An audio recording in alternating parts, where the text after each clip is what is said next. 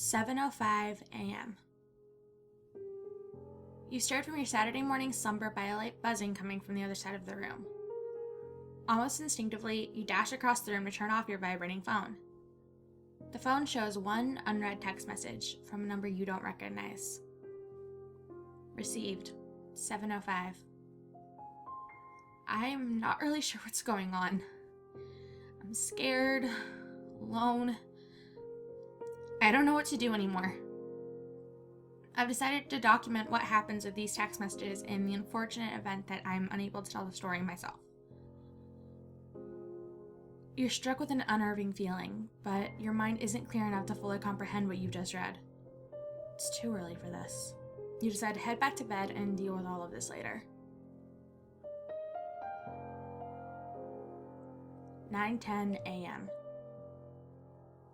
Your phone's familiar buzz rings through your head as you wake up to find another unread message. The number is the same as the first message, and the feeling the words give you isn't much different either. Received, 9:10. I decided the bathroom would be a good place to hide.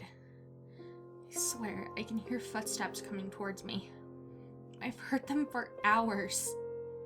I need to find a way out, but I'm too afraid to move. It feels like the walls are closing in on me. All I know is that I need to get out of here. It's not safe. You're starting to get worried.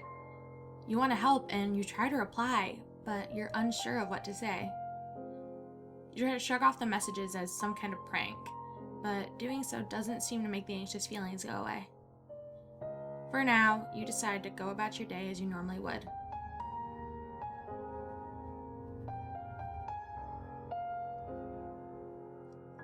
(11:14 a.m.)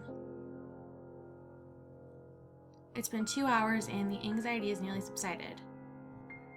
But you find yourself unable to eat. This unexplainable feeling has had an effect on your appetite. Then, right on cue, you hear that same unpleasant sound. Received, 11:15. I decided to run. Just run. I have no plan, but I've got to find an exit somewhere. The doors are all locked. Now there's nowhere else for me to go. I feel cornered and the footsteps just keep getting louder. Needless to say, these messages are starting to get to you. You can't deal with this. You decide to just let it go. Ignore the feelings, ignore the messages. There is no reason for you to get involved with this. You hear your phone buzz many times the next few hours, but you try your best to block out the noise.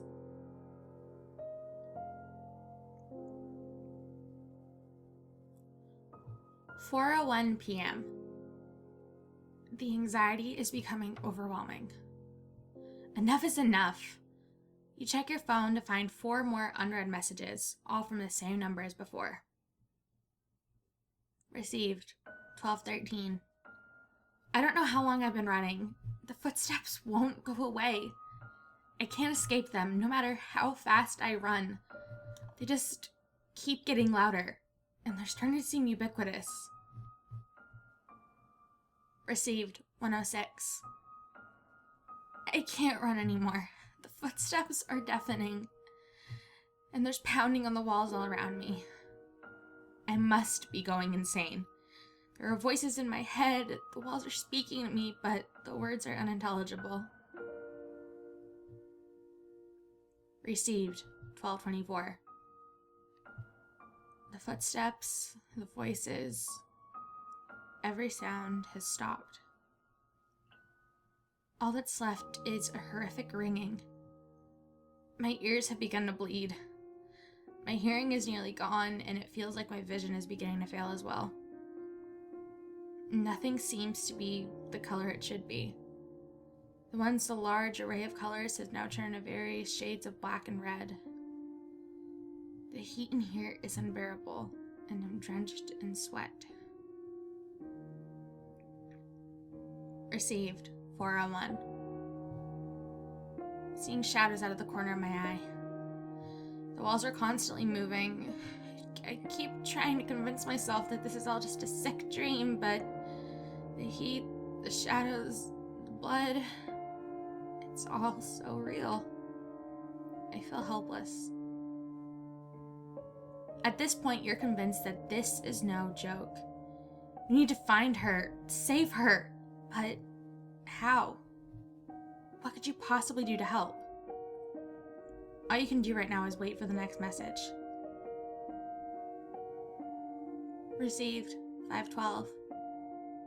I started to pat my head against the wall in an attempt to make the voices stop. I feel like I'm surrounded, constantly watched by someone or something.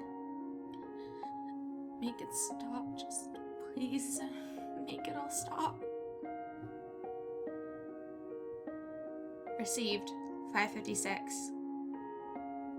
There is so much blood. The pain doesn't seem to bother me anymore. It's my only distraction from this madness. I'm beginning to feel numb. I'm not sure how much longer I'll make it, but if you're reading these messages, stay far away from Bellevue High School. At that moment, you realize whoever this person is, they're not far from you. You go to that high school. This could be your chance. You could save them. 6:25 p.m. You've made up your mind. You're going to that school. You've got no idea what you're going to do when you get there, but you know you've got to do something. You've waited long enough.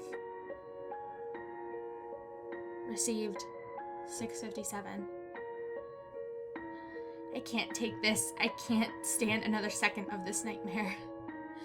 There's so much blood. I can barely breathe. I'm certain this will all be over soon. It has to be. Blood. So much blood. Make it stop. Please just make this madness stop. You dart into the school and take a quick look around. The walls seem to be empty. Where is she? You expect to be a bloodbath. For the first time, you replied to the message. Sent, 7:02. I'm here. I'm at the school. Where are you? Almost instantly, you hear a buzz. I'm here. I'm at the school. Where are you? At first, you're confused. You reread the message over and over again. The pieces slowly come together in your mind. The messages you've received all day, they were sent from your phone. With that, the door slams shut behind you, and you start to hear footsteps coming after you. Scared and alone, you turn to run, catching a glimpse of the time displayed on the clock overhead. 7:05.